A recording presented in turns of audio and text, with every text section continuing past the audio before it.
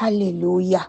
La Bible dit dans Luc 10, 19, « Voici, je vous ai donné le pouvoir de marcher sur le serpent et le scorpion et sur toute la puissance de l'ennemi, et rien ne pourra vous nuire. » Seigneur, nous bénissons ta présence ce matin. Seigneur, nous te bénissons ce matin. Merci d'être au rendez-vous. Merci, Saint-Esprit, de nous équiper. Merci, Saint-Esprit, de nous faire du bien. Merci pour la délivrance de ton peuple.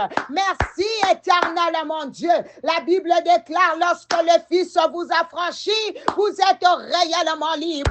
Nous allons chasser l'esprit de mort ce matin. Peut-être que tu as vu des gens mourir autour de toi et cela a créé la peur. Peut-être que tu entends une voix qui te dit que tu vas mourir.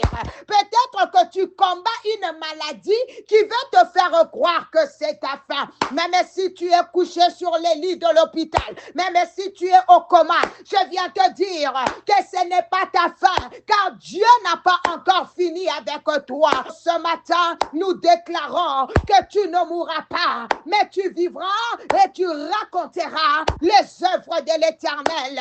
Seigneur, Papa, bien-aimé, élève ta voix. Allez, commence à te couvrir par le sang de Jésus-Christ contre tout esprit de mort physique, spirituelle et émotionnelle. Allez, commence à réclamer le sang. Commence à réclamer le sang de Jésus sur ta vie, sur ta maison. Et tu es en train de déclarer s'il y a moyen. Fais-le sans pas pour dire personne ne mourra. Vous êtes en train de rêver des gens morts. Les mêmes rêves qui se répètent à la maison. Vous sentez une pression de la mort. Le vent de la mort est en train de souffler. Oh, Roboché, et Kamosata, et Kamashanda. J'entends une voix dire, Seigneur, je n'enterrerai personne dans ma maison. Seigneur, personne ne mourra. Alléluia. Même si tu viens de louper un accident, allez, déclare au nom de Jésus. Annule tout agenda de mort prématuré sur ta vie, sur ta maison, sur ta famille. Au nom de Jésus, déclare que toute maladie envoyée comme flèche de mort retourne à l'expéditeur au nom de Jésus. Oh, chaque bossé, témoderebo. Seigneur, je prie pour ceux qui sont dans les comas ou dans les hôpitaux. Arrache-les de la mort et redonne-leur la vie au nom puissant de Jésus. Ton mari ou ta femme de nuit envoyée pour t'emmener à la mort, brûle par le feu de Dieu au nom de Jésus. Bien-aimé, prends autorité contre l'esprit de mort. Brise ses chaînes, renverse ses autels et proclame la vie dans ta maison. Proclame la vie dans ta santé. Proclame la vie dans ton avenir. Au nom de Jésus, au nom de Jésus, reçois la vie au nom de Jésus. Alléluia. J'aime la prière. Là, nous sommes déjà dans le chapitre 7. Nous avançons lentement et sûrement. Alors, je vais commencer par le verset 2. La Bible dit, ces second jours, pendant qu'on buvait le vin, le roi dit encore à Esther, « Quelle est ta demande, reine Esther? Quand serait la moitié du royaume? Elle te sera accordée. » Waouh! Ici, nous voyons que le roi était prêt à tout donner à Esther. Pourquoi? Parce qu'Esther avait trouvé grâce à ses yeux.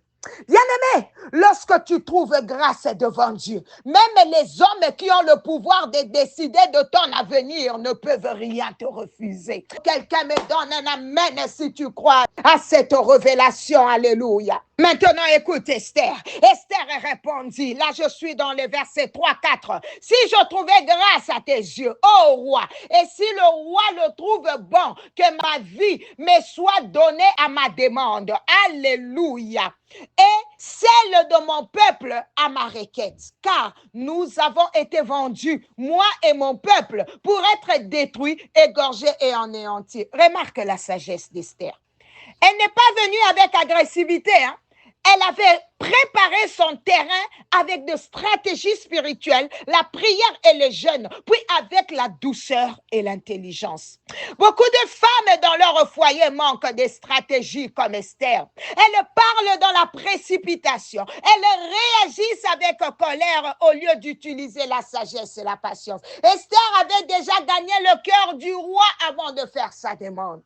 Esther dit, l'oppresseur l'ennemi, c'est Aman, c'est méchant.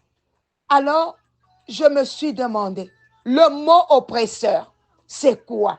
Le mot oppresseur décrit quelqu'un qui écrase, qui asphyxie, qui prive de liberté.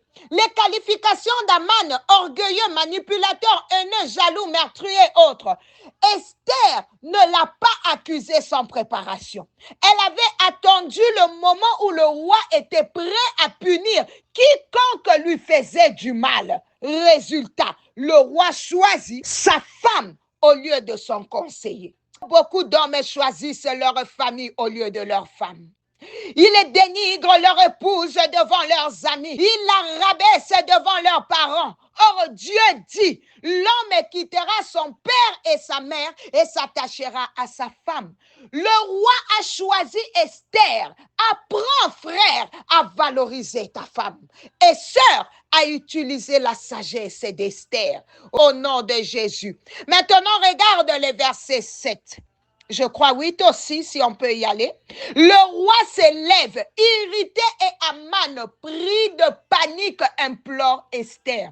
Quand Dieu décide de ton élévation, même ton ennemi viendra supplier à tes pieds.